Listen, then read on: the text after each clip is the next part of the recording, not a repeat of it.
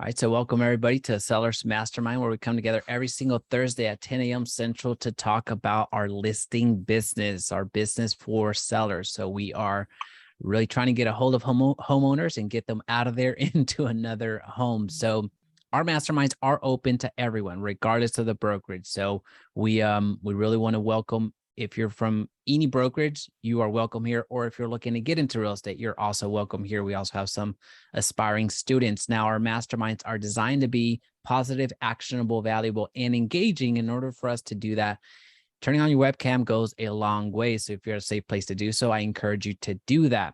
We're structured very simply. We're going to go into a brief teaching. It's going to be no more than 15 minutes. We call that our one thing. So I'm going to give you a strategy either to acquire, convert, or scale your listing business. After that, we're going to go into an open forum. This is where I ask for your participation. This is where I ask for you to bring forth some challenges that you're having in your business. Either are you not getting enough clients for the selling side? Are you having a struggle? Are you struggling to convert the people when you're at the kitchen table, or are you bursting at the seams with business and want to get to that next level? That's what we're going to talk about and address in our challenges. Now, the last 5 minutes we're going to spend in our commitment corner, where we commit not only to ourselves, our business, but our family in our growth. All right, so going into our one thing, at any point, feel free to drop in the chat anything that comes up for our next discussion. But before we do that, if you wouldn't mind commenting in the chat where you're listening from, city and state is going to help out. You're going to start seeing the power of networking, and I want to make sure that we give that some time. All right, so as far as the one thing that I want to share with you today, it's about acquiring business. So who wouldn't want some seller business right now? Now, if you have one, if you have a listing right now, do you want to say how many? Drop it in the chat. Yes, no, yes, no. And it's going to help me understand a little bit more of where we need to press in terms of the content, because we can get very molecular or we could be very broad. But one thing I wanted to cover when it comes to generating more sellers and acquiring more homeowners' attention is we really need to take a look back and address the macro real estate landscape. Now, if you watch any of my content, I don't like talking about the macro all that much, but in this case, it's actually to your benefit. We need to recognize the monumental real estate market in the last year, because it's going to present very, very well for you if you're trying to get listings. And here's what that means. Historically, a 3, 5, 6, 7% rise in real estate, regardless of the market, was seen as awesome. You're great. You're on the path. But in the past year, in most markets, and I say this pretty loosely, but in most markets, the rise year over year was over 25%. That means that if you bought a house in late 2019 and late 2020 and sold in late 2020 or anytime in 2021 versus right now, a year later, your home was increased in value by at least 25% in most markets. I can tell you in Dallas-Fort Worth, there's some cities that actually rose by 32%, by 33%, which is astronomical. And that's something that if you compare the previous 10 years, if you compare what happened in the last 12 months to the previous 10 years, is something that is unprecedented. Now, what we use that information for now is to present that information to our homeowners. The homeowners that have not been paying attention to the real estate market. Yes, they hear interest rates were at all-time low. Yes, they hear that there's a lot of offers. Yes, they see their neighbors selling, but they really didn't turn that mirror around and looked at their personal situation. They've thought about potentially moving at some point in time, but it's until you hear those facts, those stats, that actually make you think, well, is it time for me? Should I actually sell now? It's a huge opportunity. I'll give you an example from the real estate market. I'm sorry, not the real estate market, from the stock market. Well, last year, if we would have known what was about to happen to the stock market this year, well, last year, towards the end of 2021, all of us should have gotten into cash because the stock market absolutely tumbled, right? So this is a very, I'm not going to say it's the direct correlation, but once you start seeing and sharing these numbers with your home owners, it becomes real. So just a lot of people are not aware that this is happening. A lot of people are not aware how much home equity they're sitting on. And this goes beyond just, hey, sell your house, right? That's going to happen. But this goes beyond that. This is an opportunity for those people that have been wanting to get into real estate. Well, did you know that you can refinance and use that amount to go and purchase a second property? Get your first rental. You've been watching HGTV for 10 years and have yet to do something in investing, right? So there's a lot of creative financing. And when I say creative financing, I mean actual finance. I'm not saying lie. There's a lot of unique loan products that your clients can leverage very comfortably, but they're just unaware. I'll give you another personal example. Back in my day when I was the chief operating officer of a network of compounding pharmacies, so I was in healthcare, I was making 6-7 figures depending on the year. I was living pretty comfortably, but in my mind, I thought I needed 20% down to buy that next property, which we know that that's not true, right? So that is still out there. That is still a myth out there that we as real estate professionals, it's our responsibility to share that, hey, that's not true for one, but there's other ways for you to build your wealth. Like if I had the information I had now, as opposed to the 5 or 6, 5 properties that I have now, I would have 50 properties because I just didn't know, right? So it's an opportunity to share, again, going back into what's happened in the past year. It's a great way for you to share charts. It's a great way for you to share numbers. It's a great way for you to share reality. And when I say share all this information, you have content for days. You have content for your email marketing. You have content for your social media, for your YouTube, for blogging. Anything that you can think of, all of these platforms that are available for you that reach the masses, the millions of people in your community, you're able to leverage. At this point, we need to really, more than anything, if we're looking for that one sentence of what this is all about, we need to stop being consumers and we need to be creators. Right? So it's so simple, such as, and this is an action item for you right now. So everyone has something tangible. I know I went pretty macro. That's not my character. I really want to get into something practical. Putting up a poll on your stories. Every single one of you can do that. Right? So it can be so simple, such as in the last 12 months, that the real estate prices go up by 20% or 40%. And they have that option, 20 or 40. Right? And you're going to start seeing that engagement. Same stories example. Do you wish you would have sold 12 months ago or today? Right? And these are just very actionable things that you can put in your stories that will get you engagement. So if you go with that latter example that I gave you, do you wish you would have sold? You don't have to do 12 months. Would you rather sell 3 months ago or 3 months from now? Right? And people that are answering that, they may not all be homeowners, but many of them will be. These are very practical ways for you to, again, use your social media time wisely. For those of you that have gone through one of my strategy sessions, you know that I teach on what's called the 2-1-3, 2 active ways to generate business for now business. So 2 now strategies. 1 passive strategy means for later business, and then dominating 3 social media platforms. One of those social media platforms you're going to live in 7 days a week for no more than 15 minutes, by the way, but you're going to post in 7 days a week. The second your secondary platform, the one that you're going to be proficient on, you're doing Monday through Friday.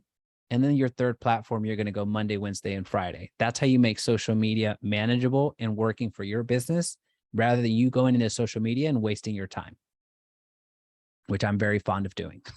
So that's, again, the 213, if you're looking for those of you that are looking for structure, those of you that are looking for, hey, what do I need to be doing in my business today? If you follow that simple formula, you will know what to do every single day by just following the 213, 2 active strategies that you're going to focus on for now business. That could be cold calling, that could be direct mail, that could be calling FISBOs, that could be doing what Rose, I don't see you on here, Rose. She's actually calling right now. Calling the most expensive zip code in her market. That's what she mentioned before we hopped on. Whatever active strategies you decided to use, go for them.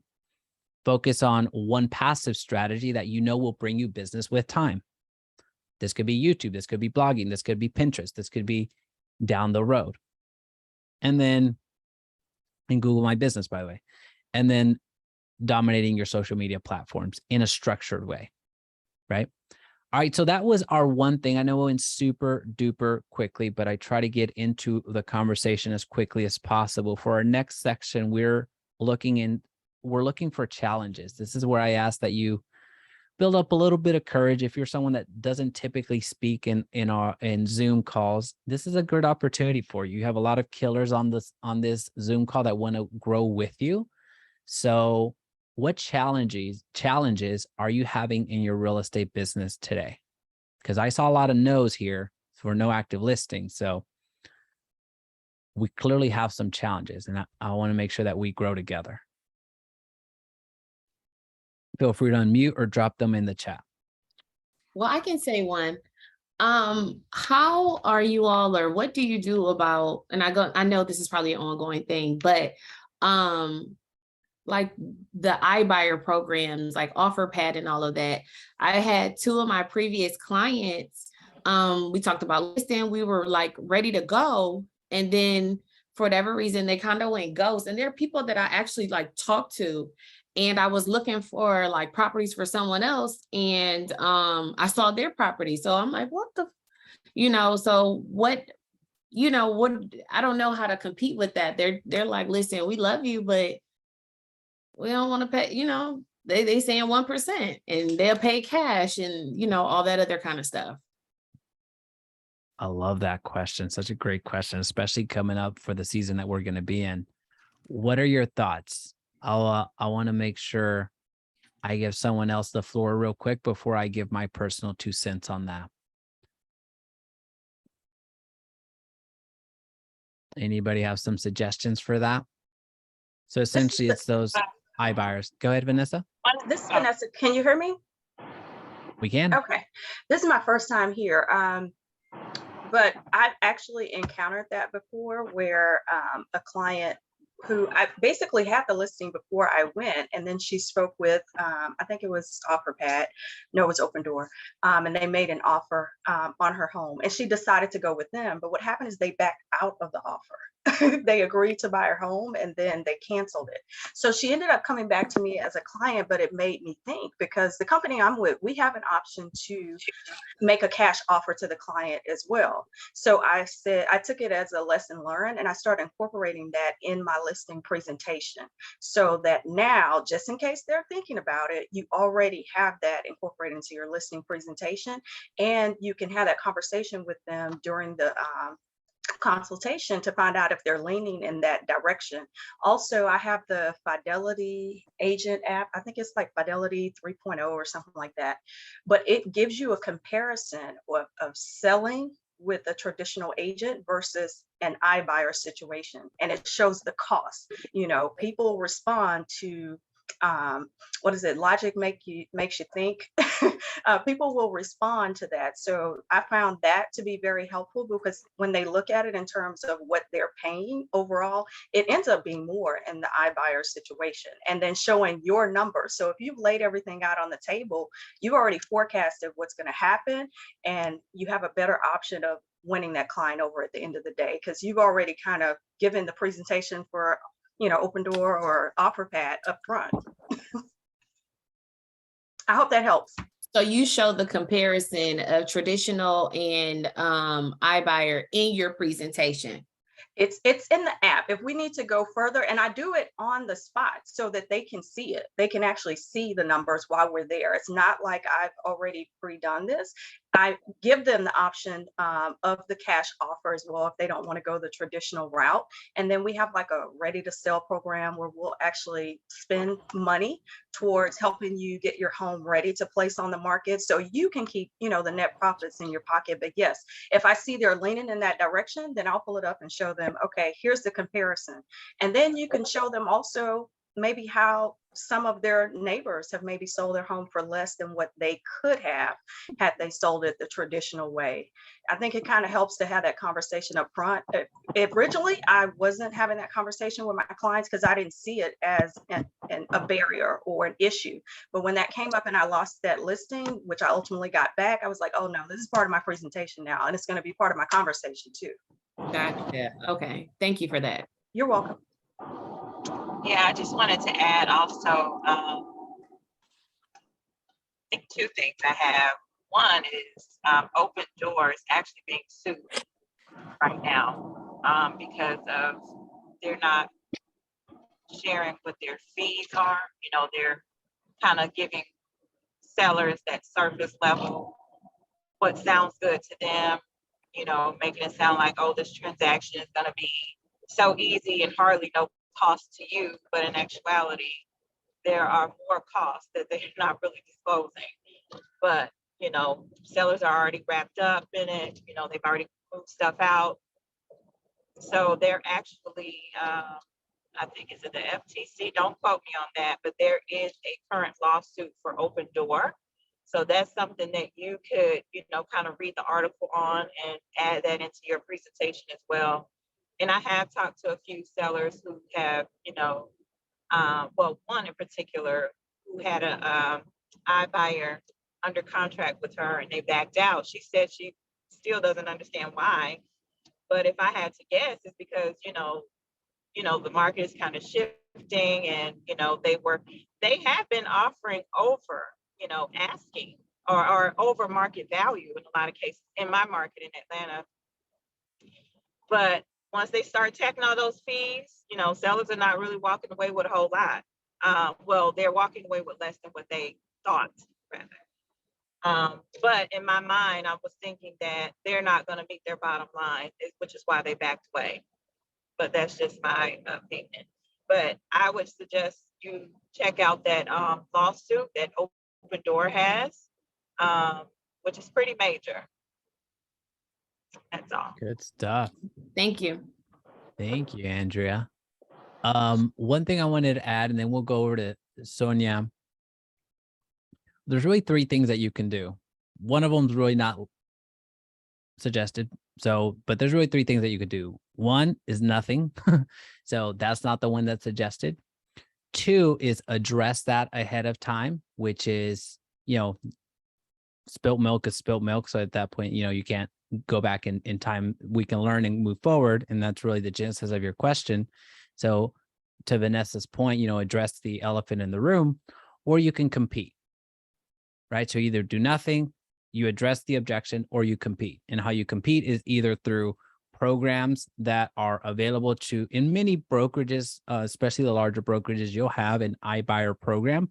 If not, there's some non-brokerage affiliated buying programs like that, or we get approached all of the time by a bunch of investors who are ready to deploy capital, especially right now, right? So if we want to build our internal real estate investing club, any real estate investing club would have you, you have the option of executing on something much faster, cleaner, and for more money than any one of these iBuyer programs. So if you're going to compete, kind of to Vanessa's point, offer to buy it. That's one. Or if you want to address the elephant in the room, the Open Doors of the house, that lawsuit's a great way to do it. Or share some statistics out there. The real estate, the National Association of Realtors gives out some statistics on how much more real estate agents or houses that are represented by real estate agents make than for sale by owners. And you can also add on how much more homes that sell with real estate agents make than the ones that are purchased through investors, which is actually a bigger gap. that make sense? Awesome. Awesome. Sonia, what's up? So one of the struggles that I face, it's because I think, I don't know how to manage my time well. I would like to make calls. I would like to get together with people so they get to know me and know that I'm a real estate in the area. And I just feel like I'm stuck. I'm not being able to finish my business page on a Google. I'm not able to finish setting up my Facebook group, and I feel like, I cannot finish anything. I start and I don't finish it, and I feel like stuck. And I just want some advice. How should I get these things done? And I don't know how we can. What a great question. What a great question. On this one, I want to get first crack at it if everyone's okay with that. And it's really kind of, and Ian can back me up on this one. He'll have some insights to share on this one. But are you full-time or part-time? Full-time. Full-time. So what does full-time mean to you? How many hours are you spending a week in your business? Well, so I would like to be full-time. I would like to do this business, from 8 to 5, 6 o'clock. But do the math for me, Sonia. Let's get to it. Like, in a week, how many hours would you say? I would like to do 40 hours, 30 to 40 hours per week. That's my ideal, to dedicate to real estate. But I have family. I have child to get at school, I have dinner to take care. I have to pay attention that my son is doing his schoolwork and be prepared for tests. And I'm not the only one. It's me Right. and, a lot of mom. Right. So you recognize that you just described 80% of the Zoom call right here, right? Exactly. So you have that self-awareness, and I appreciate that. But at the same time, what we need to be mindful of is you gave me a ballpark. I think it was 30 to 40 hours. That I would like to dedicate. Yes. I would like is different than what you're committed to. So this is where I go a little bit hard in the paint. So hopefully you take this for what it's worth, but define what that is going to be for you. If it's 30 and you can commit to 30, commit to 30. Right. So let's not overestimate. So this is exactly what I do in our strategy sessions. Let's start off with what we have to work with, because you mentioned, I think, your website, you mentioned Facebook groups, you mentioned some other elements in the past that you're prospecting with because you've been in some of our masterminds. Yes. I would like to, to dedicate, to be honest with you, my mornings, to real estate. And I would like to be able to sit on my desk. If I had to sit on my desk to get done my Google business page, I would like to finish it up, setting up my Facebook group. I would like to go out and meet people. They invite me to go out and hang out with them, and I would like to make cold calls. And I'm like, okay, I only have mostly my mornings, and Right.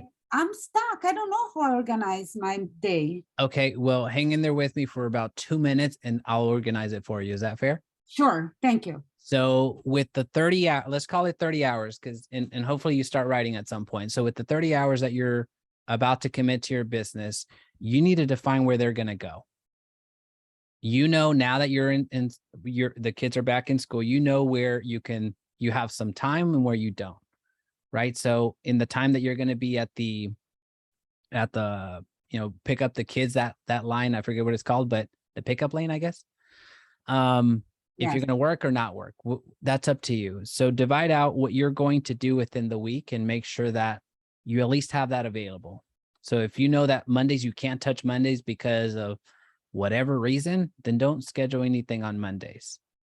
Right. So now we can wrap our arms around these 30 hours. Now, since you're launching your business, you need to spend at least, and I'm being very conservative, it should actually be a little bit higher, but you need to spend at least 80% of your time generating the business.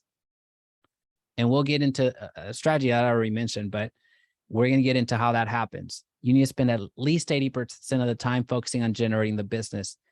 The other 20%, that's actually the easy part. That's actually the real estate part, in my opinion. So if you need to learn how to do a contract, there's plenty of videos on YouTube on how to do that. So the other 20% is things like this: sharpening your sword, learning, growing, developing, trying to get to where you're going faster. This is where you're sharpening the sword, or the axe, whatever analogy you want to use. But 80%, at least 80% of the time, you need to be focused on generating your next client, right? So if we said that we can do 30 hours a week, and we're going to spend 80% of that time, we're going to spend 24 hours generating business for us. This is where I went back. This is where I have to do a callback to the 2-1-3, 2 active strategies, 1 passive strategy, 3 social media platforms. Because social media at this point is no longer optional for anybody here. For anybody. Social media is no longer optional. It's a requirement from your clients and to generate clients. So anyway, so the 2 active strategies, what I encourage you to do is take whatever you plan on executing. If it's cold calling, stay to cold calling. If it's open housing, do 4 open houses a weekend. Is it running Facebook ads? Find a platform. You can use, some of you are coming here from Agently. You can use Agently. It launches your ads for you. I'm a co-owner, but I'm not using this to pitch the product. There's ways to learn how to launch and be effective at ads. That doesn't require spending $5,000 with the marketing agency. Whatever those 2 active strategies are, is what I'm getting at. Whatever those are, stick to them because they're going to generate you now business. Which you mentioned 3 to 4 different strategies. Cut out anything that doesn't fit within these 2 strategies or that passive strategies, because what you're going to see is 2 active strategies that are going to generate you now business, 1 passive strategy that's going to attract clients to you and bring you later business. And these 3 social media platforms that we're talking about, that's 6 different ways for people to come into your world and convert business from. That's more than enough. If you try to figure out direct mail, if you try to figure out Google ads, if you try to figure out open house, if you try to figure out cold calling, if you try to figure out YouTube, if you try to figure out, that's a great way to stay where you're at right now. Does that help? It does. Thank you. It does. So your homework assignment, Sonia, is to identify what that's going to be for you. You have 30 hours that you're going to dedicate to your business. Where are they going to go? You have 24 hours that you have to dedicate minimum. It should actually be more, but minimum, you have 24 hours to either work on your cold calling, to either work on setting up the open houses and executing, or to work on running Facebook ads, or to work on reaching out to your sphere of influence, or to work on sending direct mail, or to work on text marketing, or to work on going to the events that you mentioned that you enjoyed. Sure. I would. Sorry, I went on a rant on that one. So Thank you so anyone much. else want to contribute to that question? It's a very powerful question that we all struggle with. One thing that I hear you say, Sonia, just because I'm a busy mom too, what I found that helps me is working in time chunks. Like I'm giving myself a certain amount of time to get that done. During that time, I'm not answering the client's calls. I'm not worried about if other things aren't getting done. I'm literally like, I have a timer on my desk. Yeah. Yeah, and I set it up, and when that's done, that task is finished. Because if not, we get so like, oh my God, it's not perfect yet. It's not perfect. I gave myself an hour. That's how long I get, or 2 hours or whatever hours, like your Google business. If you say I'm gonna work on that 30 minutes a day, then give yourself that so that you're not like frustrated, like, oh my God, I don't know what to do on this page. I don't know how to do it. And then it's like, you have so much stuff to do that it's like, okay, I don't know what to do. Now I'm scrolling on Facebook mindlessly or doing something. I'm like being at home, you find different stuff to do that. Yeah, all the time. Yeah. Just And random. my husband works from home as well. And I told him, please don't come after me, to talk about anything. I need these 3 hours. He said, please write notes. And then when I open the door, you can throw in me everything. So yeah, thank you guys. So put a sign on your door, lead generation time, so your husband knows not to go in. Sounds like a And great just to idea. add on with Ashley, I have a timer as well. I bought myself. So when I get on the phone, it's easy for 30 minutes to pop by. I mean, and that 30 minutes is a lot, when you're trying to cover a lot of ground. So that's helpful for me as well. But I would just, I'm sorry, but I'm in the car and I don't have you guys on my car. So it's a little hard for me to hear what you're saying. So if I repeated anything, I guess that's just reinforcement. But, you know, I heard one agent, he basically said, you know, I'm just making up an hour, from 8 to 11, 9 to 11. He's on the phone every day. He's not scheduling any appointments on that time. He's not meeting with anybody at that time. He's not doing anything else but on the phone, generating the lead. So, you know, what that may look like for you, Sonia, might be a little bit more modified, or for anybody else, including myself. But just, you know, having that structured time, kind of like what Ashley was saying, if you have this time set aside to generate the calls, you know, talk to people, that's where you stay. No deviation from it. And so it'll just help you be more effective. And I'm like you, I struggle with time management, and I've been praying, you know, for God to help me be a better steward of my time. And so I'm actually creating a calendar that I'm working on so it can help me. And I find there are others who are struggling like me as well. So my goal is to have that done by the end of the year. But anyway, you know, so, you know, I feel like that's something that would help me, because I find I'm more productive when I have my day just kind of written out. You know, even if you can't do it the night before, do it the morning of. Hey, this time to this time, I'm doing this, or break it out from every hour, what you're doing.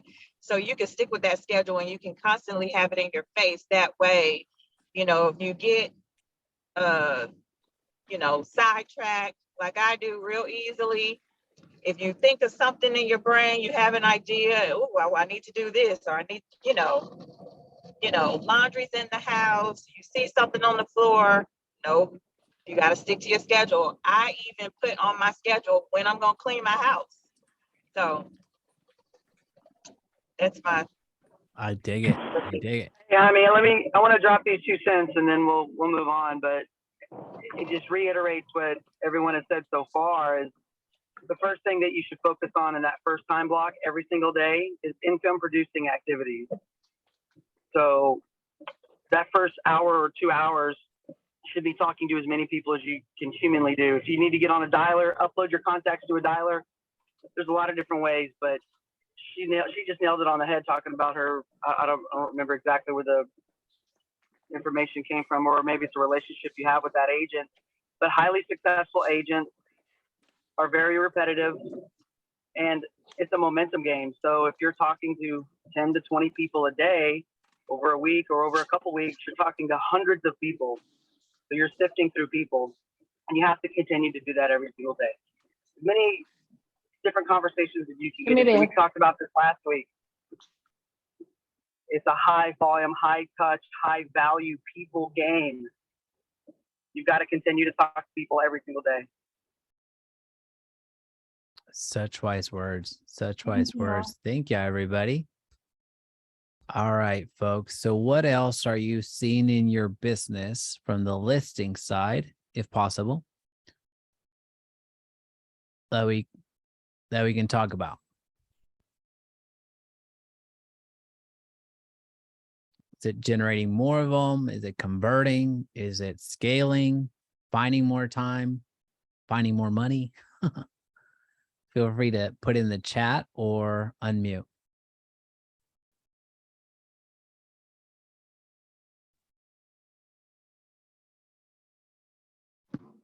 For me, it's converting. I have a client that I've been working with for a little bit.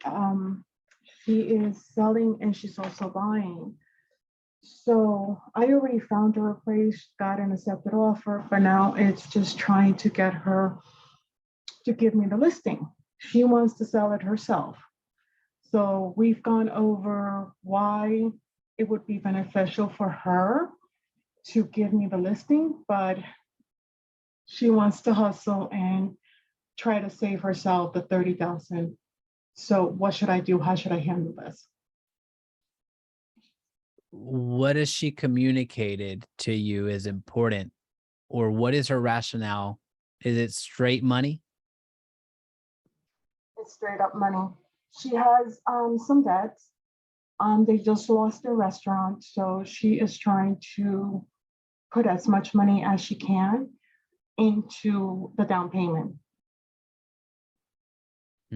Great question. Great question.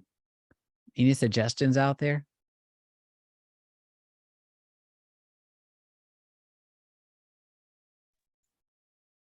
Was the Yeah, I question? would say get the right to host an open house and with no listing agreement and say, look, I'm going to help you market your property. I'm going to bring a buyer to you. Would you be willing to pay a 4% commission if I bring you a buyer? So you're going to have to get a little bit more creative. If she's just completely stubborn on not, just be a resource for her. Let her know that you're there for her, but you're going to have to let it go and just follow up with her every week, every week, every week. Give her a little bit of nuggets every week, every week, every week. That's the FSBO game, is providing value and sitting back and being that resource. So when they do get frustrated and they do need to sell their house and they are going to put their house on the market, what is it, 90 or 86%, 87%, according to NAR, for sale by owners end up listing with an agent. So be a resource for her and try to prospect for more business. Because if you don't have any other business to tend to, you'll get hung on one deal or one person or trying to make it work. And if it can't put a square peg to a round hole. So just be a resource and follow up with her. So good. Vanessa?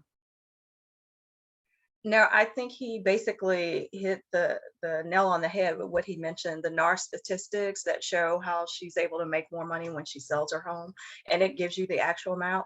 And then how I think it is 87% of clients end up listing with the realtor within like 2 to 3 weeks after they try to FSBO the home. So yeah, I think he definitely, great recommendation. So are you under did you say you're under contract with that purchase already? No, we cannot get under contract until she lists her home. Okay. Yeah, the sellers for the other property that she wants to purchase do not want to go ahead and do a contract until she has listed her property. So is she en route to sell? Like, what's her timeline? Like, she needs to do it ASAP. And it's also like her husband got attacked in front of their doorway. So she wants to get something ASAP. And, I found her something, but now it's just to get her to move out. Don't go, Carmen. Don't go. I'm fearful for you now. Would you feel comfortable offering her a 1 week listing? Yeah, definitely. Have you offered her a 1 week listing? We haven't had a chance to sit down and talk. I've been having conversations with her while she's in the hospital with her husband getting Oh, wow. Yeah, because he almost got killed. Yikes. Yeah, so timing's not right. Mhm. So I think in the event that it sounds like before she takes the for sale by owner route, I would encourage you to either really show her the math when it comes to how much she's actually losing as opposed to saving by trying to do it herself. And that's just straight math. You can get into the whole, you clearly need to get out of here. I want to make this as less stressful as possible and take care of this whole real estate part while you focus on your husband. So if you want to go from the emotional side, approach it from that side. But if you want to, well, anyway, show the numbers, appeal to the emotion, and then also make an offer that she can't refuse. Hey, just give me a week. Let me sell this for you. If it works, great. If not, then you really didn't do anything. You're still focused over here. And then in the event the for sale by owner route is really just the route she decides to take because it's her decision to make, then going back to Ian's suggestion, offering as much as you can, but also take that as an opportunity to prospect for yourself. Norma? Yeah, I would probably suggest is show her your value. Show her like your marketing value. Let her know, look, if you do it on your own, you're not going to have that much exposure. I have social media. I could put it out there for you. And then just show her, showing her all they want to do it themselves because they think it's so easy. They're going to get top dollar. I've had several of these already. And I tell them, you're going to get it, but you're not going to get it market value, because the fact is that we have access to this. Just tell them you have access to everything. And you're more like, know what the market's out there, but showing your value, what you can do for her, that would say, okay, you know what? I think you're going to do a better job than I am. So if show her your marketing value, say in 30 days, give me 30 days. Can I just list it for 30 days? And then just try your best putting it out there, social media, just showing her what you can do for her. That would help as well. Can I add one more thing?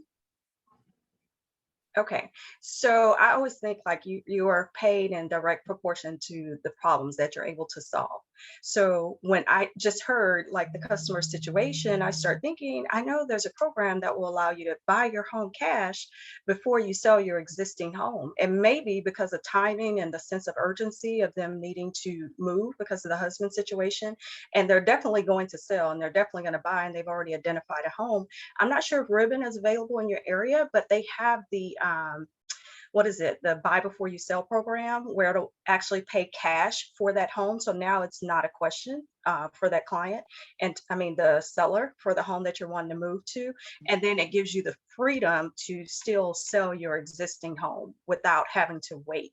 So I would probably look into that as well, because now you're providing a solution that can help them move to their new place, as well as giving you the opportunity to sell their existing home as well.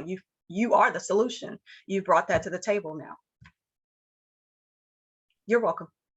So good. So good. Rose, you had your hand up. Yeah, I was going to mention ribbons, so Vanessa already mentioned it. And also, I don't know, because there is a lot of, since she's buying with you and selling with you, you can offer, because you say something about the numbers and she wants to save as much possible. You can offer an incentive, say something like, okay, if you sell with me at this, you can do your full commission for your area. And then if she purchases with you, then you give her a return, whatever you feel comfortable with. That's one strategy. And if she decided, you know what, regardless of what you say, she wants to sell it on her own, just like Ian was saying, give her something of value every week. So the first week you offer her, okay, let's put the house in the market. Do you have a photographer? You give her contact for a photographer. And she say, okay, if I was doing it, that the cost will come out of my pocket before I got paid. So she's gonna have to pay the photographer, schedule on her own time while her husband is in the hospital. So that means she has to be home. Somebody has to be home, moving things around. So she has to do all of that on her own. The second week you can offer, okay, let's do an open house. So are you getting call? Because when people come in to see the house, she has to be there to open the door. She doesn't have a lockbox. And then you can, the third week, if the house still not selling, the third week, you can say, okay, I see the house is still in the market. Do you have a title company?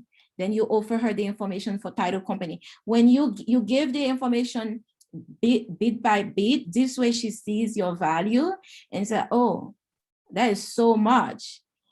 Then she might realize, okay, then let's just list the house. So that's to add into what everybody was saying. Give you a sense of direction, because I like to have a map when I'm doing things, so people can say things, but if you don't have a map, but having a map is a great way to go. So that's my 2 cents. I dig it. All righty, Carmen, was that helpful?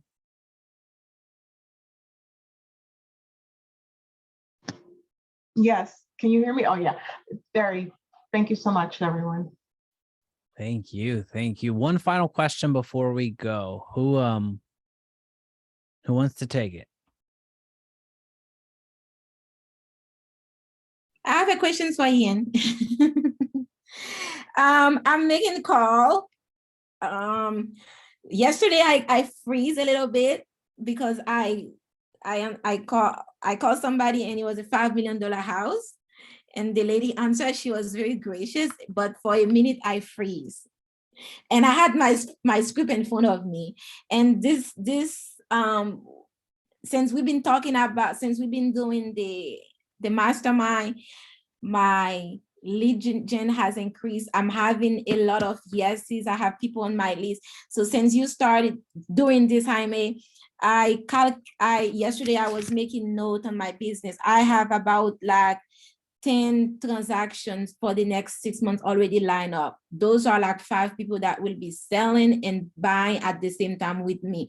Those are like straight through. No, I can close my eyes. They will not go with somebody else. But yesterday, when that $5 million client answered, I freeze. So I need some help to keep the momentum going, because I was telling my husband, I said, I don't know why I freeze. I was talking, but I freeze. So who was the prospect, and what was the goal of the call? The goal was, because it was circle prospecting, I was calling the neighborhood and I say, hey, my name is Rose. I'm a realtor in the area. I called to introduce myself. If you have any questions about real estate, if you know somebody who's thinking about selling or buying, give me a call.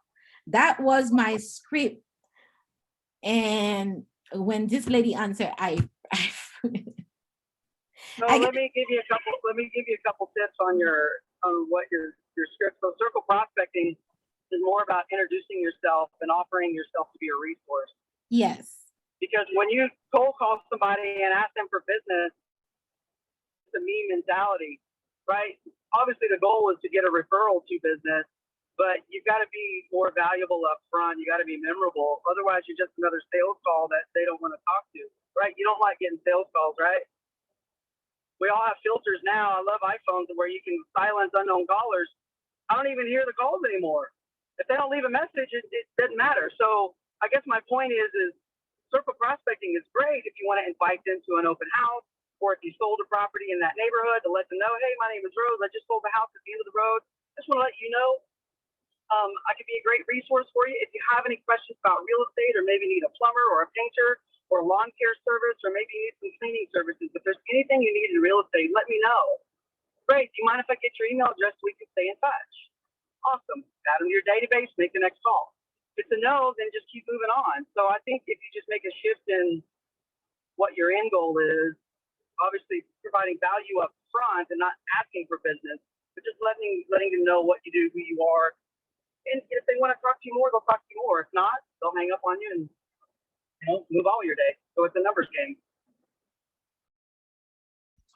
Great, thank you. I love it. I love it. All right. So in the last 2 minutes that we have together, we are into our commitment corner. What are you committed to executing on before this time next week? So reset a different way. By Thursday at 10 a.m. Central, before our next Sellers Mastermind, what are you committed to doing for your business by then? Feel free to drop it in the chat. Feel free to write it down somewhere. The power in this is taking it out of your head, which is just a dream. It's an illusion. It's not going to happen. And writing it down. The moment that you write it down, there's something magical that happens. The likelihood of you of actually following through increases dramatically. So I'm going to shut up for 15 seconds, give you some time to give you something, or you create something that you're going to complete by this time, Thursday at 10 a.m. Central.